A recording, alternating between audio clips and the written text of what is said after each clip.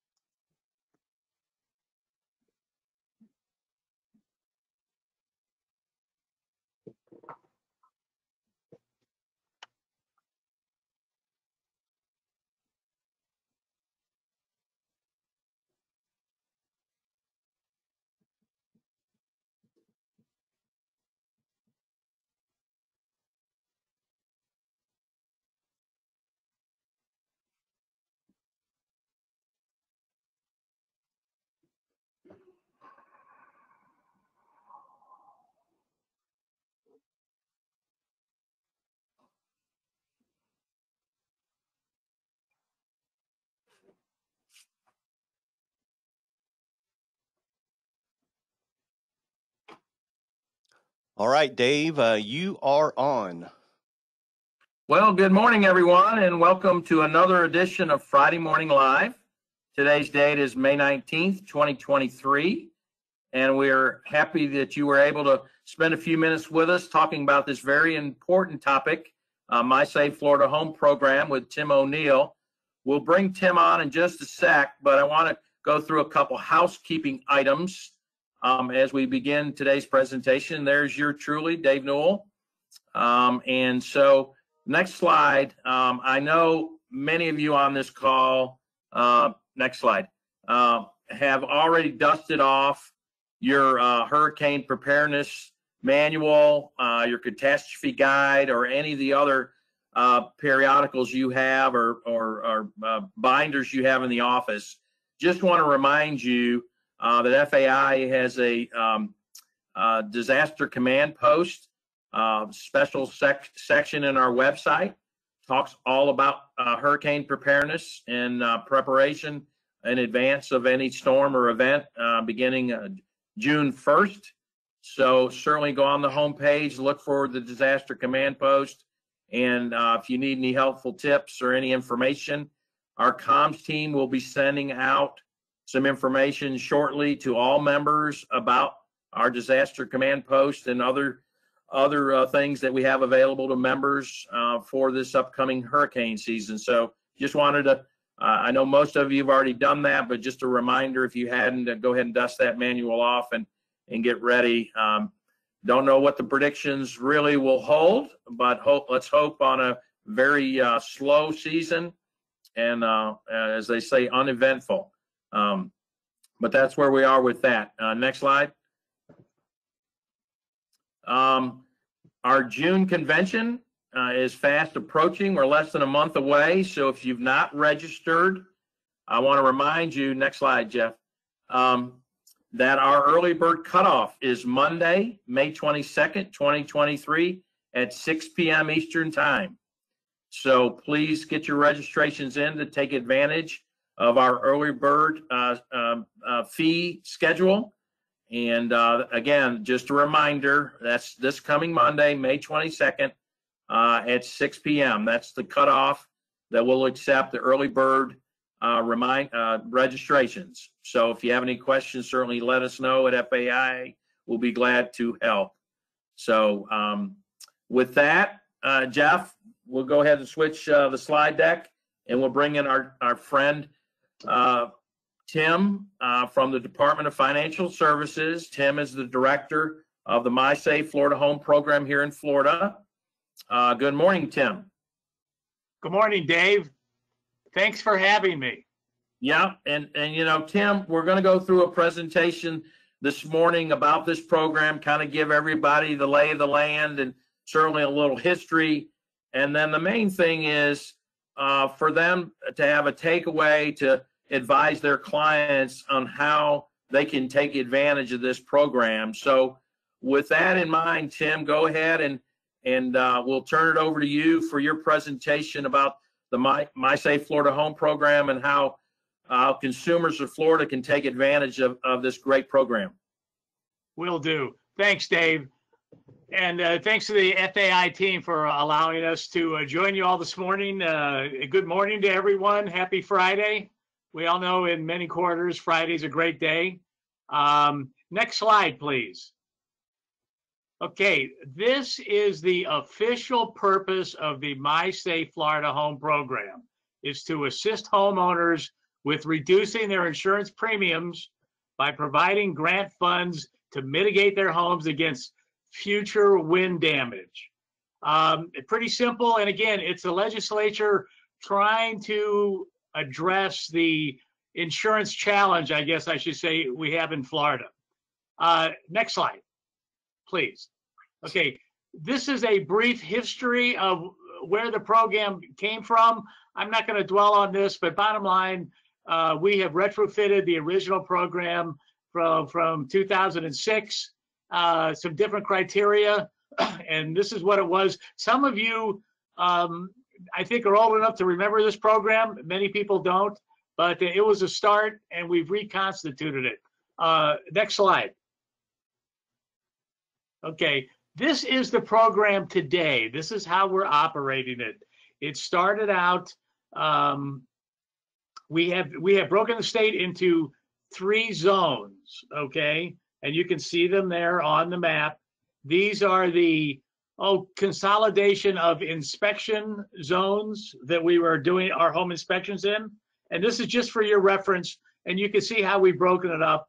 And business in some areas is much better than in other areas.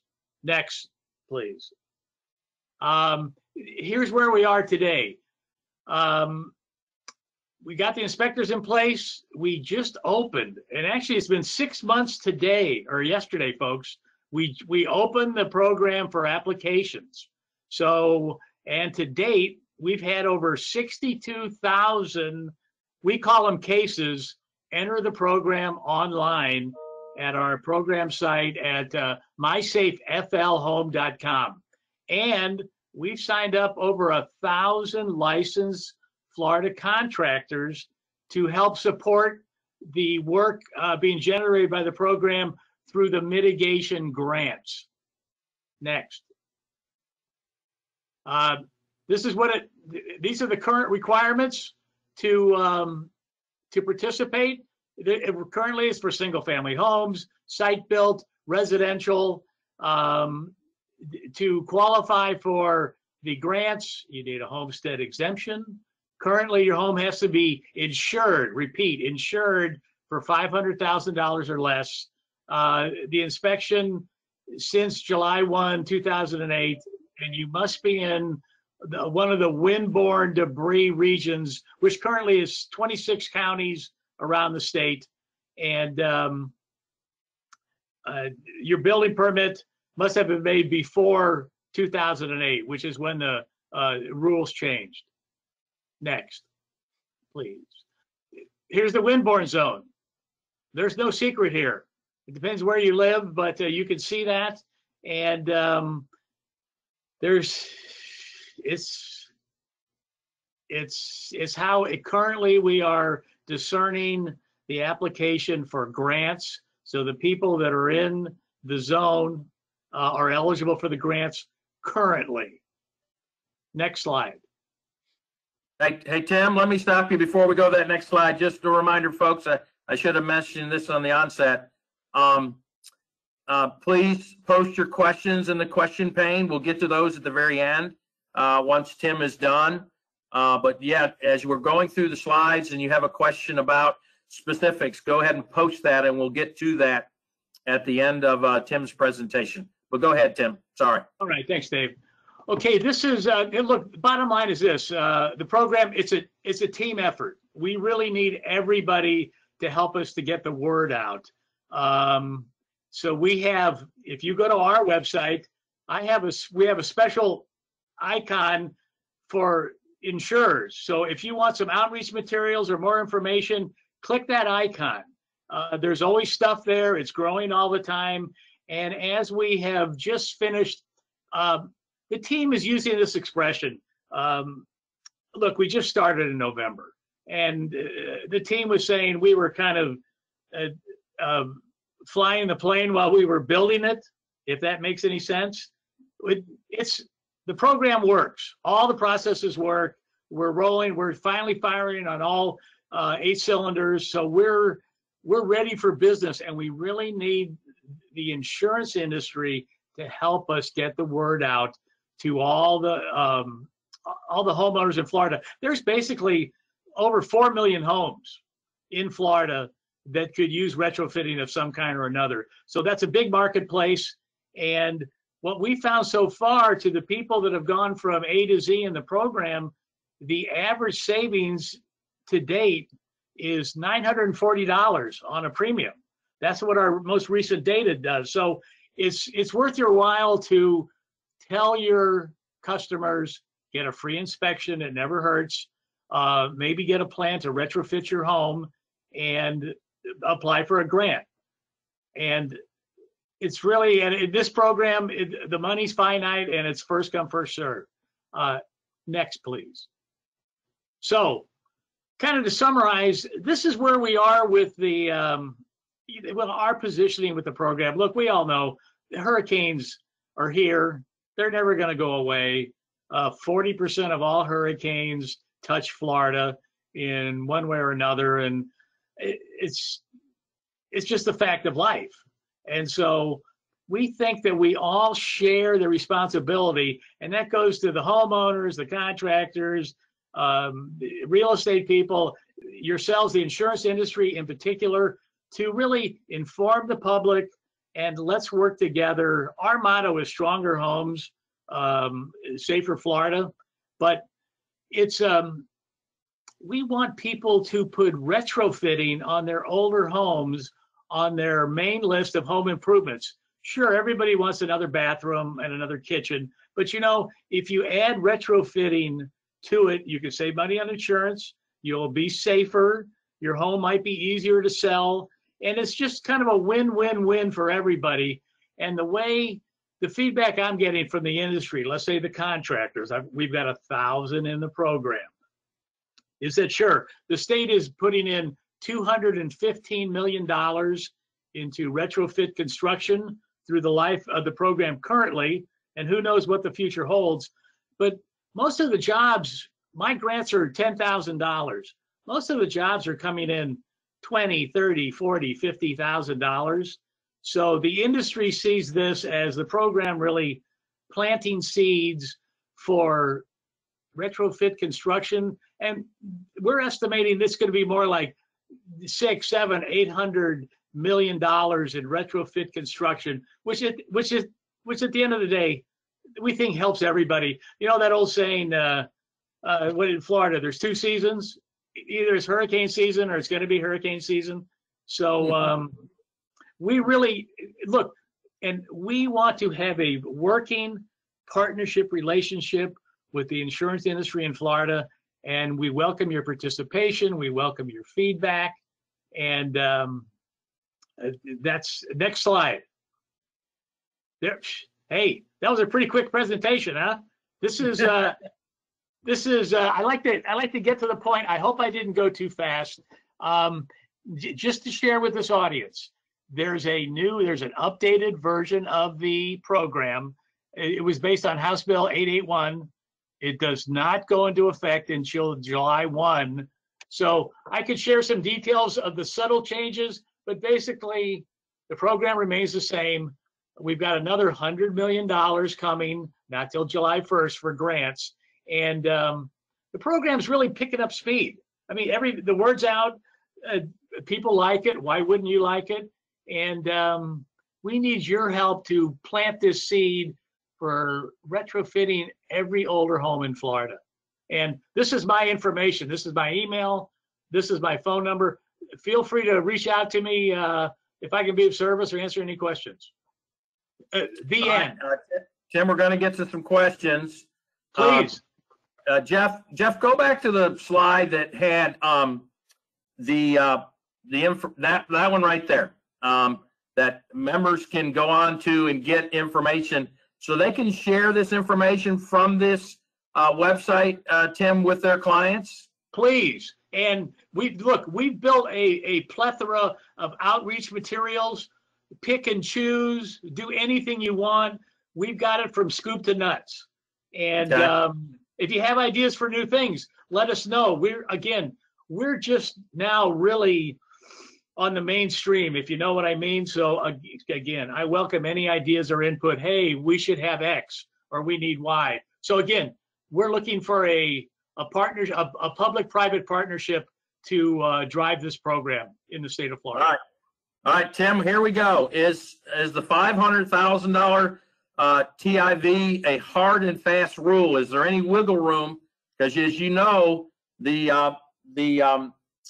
marketplace in Florida, that $500,000 home could be, quite, easy to reach here in Florida right now.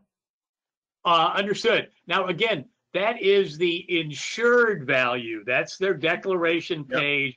Yep. It's not their tax value. It's not their, sale value. And between us, it is going to be increased to $700,000 as of July 1 with the new statute updates. All right. It's our little secret, Tim. I hear you. So, yeah, please don't quote me. Whatever you do, don't quote me because it's not official yet. Okay. All right. Now, to qualify, Tim, is it based on income or they're asset based? How does that process work to qualify for the grant? Sure. Okay. Here, let me back up here. Currently, there's 2 grants. There's a $10,000 reimbursable grant, which means this: homeowner gets grant, has to spend $15,000 to get back 10. Okay, so it's a 2-to-1 reimbursement from the state. and it's capped at that. They also can only use the funds for upgrades identified in their inspection report. So it's really important. It was really important for the legislature to keep this funding on track and right on the money, so to speak. There's also currently what they call a lower income grant of $5,000. That grant, you have to qualify with 80% of the average income per county. You can look it up. It averages about $60,000 or less per county. And then those funds go directly to the contractor. The homeowner does not touch them. But again, between us, and don't quote me, I know we're being recorded, I believe that $5,000 low income grant is going to be made $10,000. So that looks like what's being proposed currently. Okay. Here, let me back up one more thing too. Look, this is really ABCD, simple program. You have to apply for an inspection. You get an inspection. You get a report. And that report identifies your strengths and weaknesses. And then and only then, if you want to, you can apply for a grant. So it's really get an inspection, apply for a grant. Those are the two key components in the program. Okay. But if members on this call want to know what those qualifications are, right, Tim, how do they get that information? It's on the website, mysafeflhome.com. mysafeflhome.com. As Casey Stengel used to say, you can look it up. Everything's there, folks. And if you have any other questions, again, feel free to contact me. I'm kind of the shell answer man on this thing. So okay. All right. I'm here to help. So if it's not on the report, not on the inspection report, it's not eligible to receive any grant dollars, correct? That's correct. So, but if on that report, Tim, it talks about upgrading windows, would that become eligible, correct? Yes. Okay. Okay. And typically we're seeing roofs, windows, doors. That's the primary focus of everything. Okay. Okay. Does the inspector provide a list of approved contractors, or are the leads given to the contractors to pull from? No, there is. Once you're approved for a grant, you get access to the list of contractors that you can select and ask quotes for in your area. But that list is typically available only to people who have been approved for a grant. Okay. Are the funds distributed to the insured or to the approved contractor? In the case of the $10,000 grants, those are sent to the homeowner that, again, has to check X amount of boxes. It's not a complicated process, but we all know, the state does not give out money freely. You've got to check the boxes, get your paperwork straight. But once they file their reimbursement claim, they should receive a paper check in the mail within 5 to 10 business days. Okay.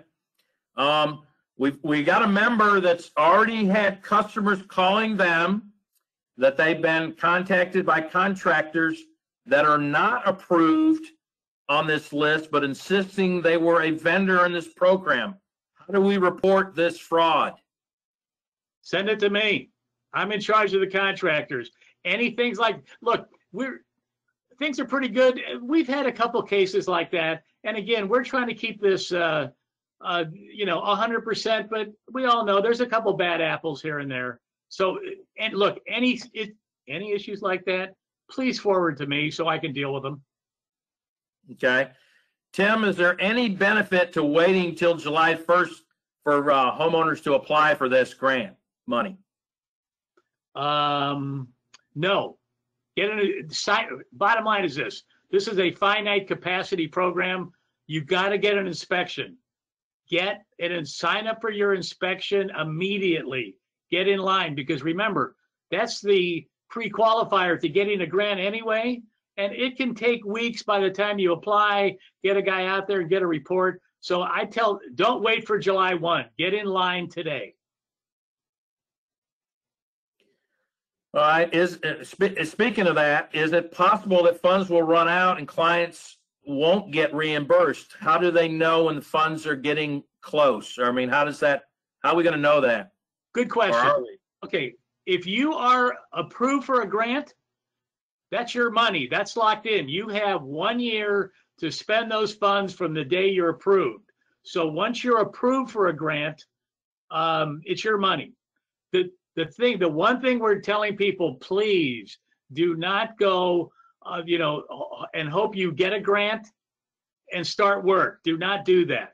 Only start reimbursable work after you've been officially approved for a grant.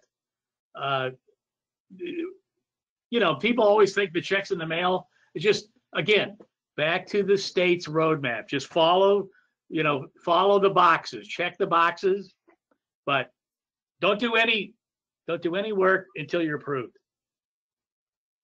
Okay. Question, can a homeowner who wasn't approved for a grant replace some windows with impact rated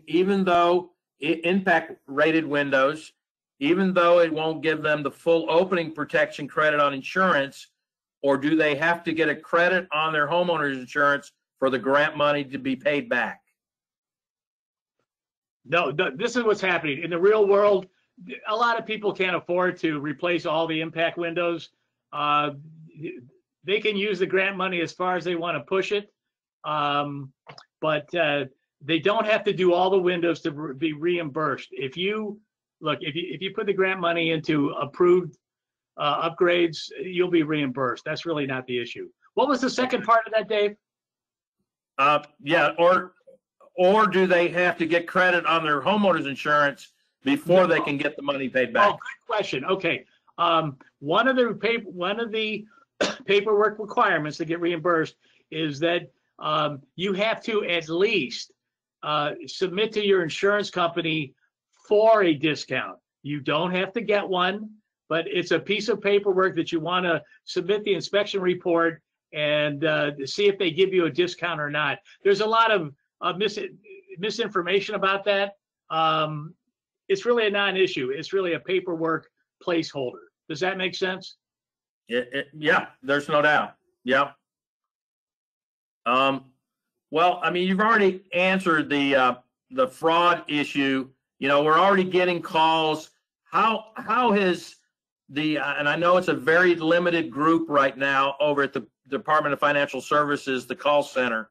But has that team been briefed on this program, Tim, and be able to answer consumer questions? Yes. And the call center is a work in progress. Okay. We were swamped.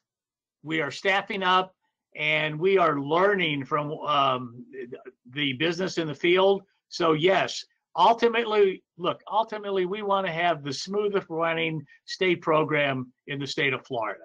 It's a learning process.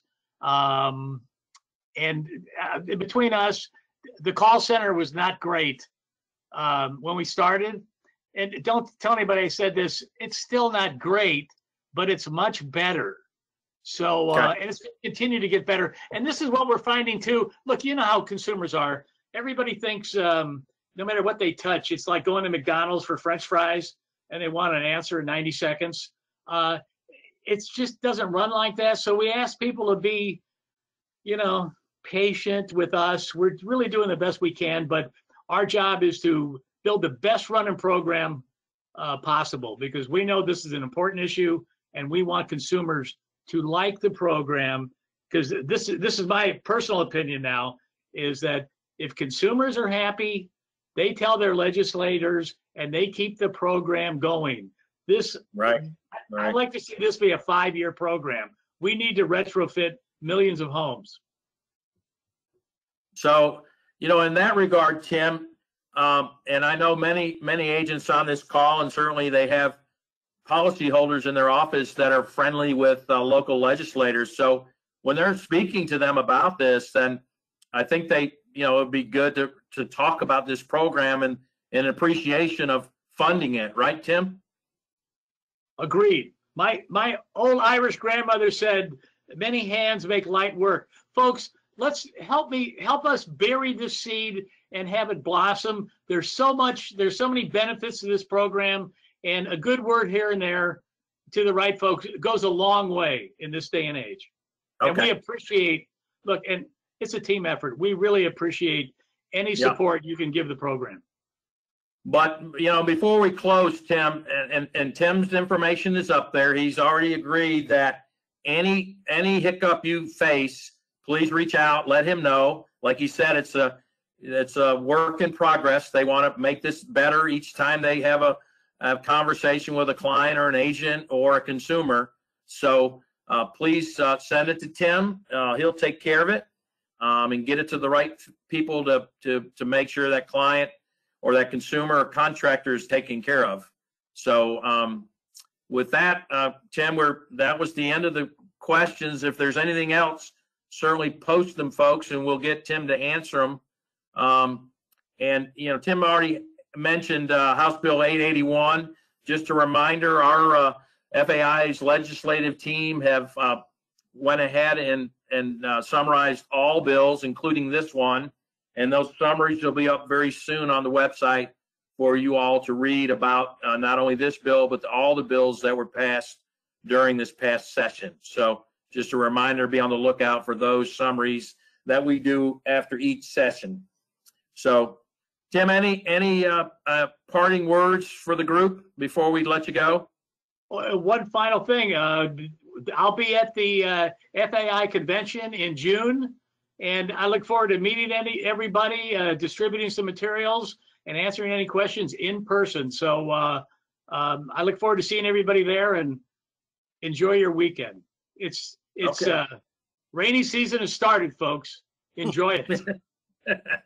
Well, again, Tim, thank you so much for being part of Friday Morning Live. We do appreciate it. This is a program that had a lot of success the first time around, and we certainly hope it has greater success this time around, 2.0 as we're calling it. So again, thanks for your time today, Tim, and we appreciate you. And yeah, we'll see you at convention in just a few weeks. So with that being said, folks, thanks for tuning in to Friday Morning Live. We appreciate the questions and the comments about the program. But if you have anything specific beyond this, certainly send us a note. We'll get back to you as quickly as possible. But again, thanks for tuning in to Friday Morning Live, and have a great day and a great weekend. Take care. Thanks, everyone. Have a good weekend.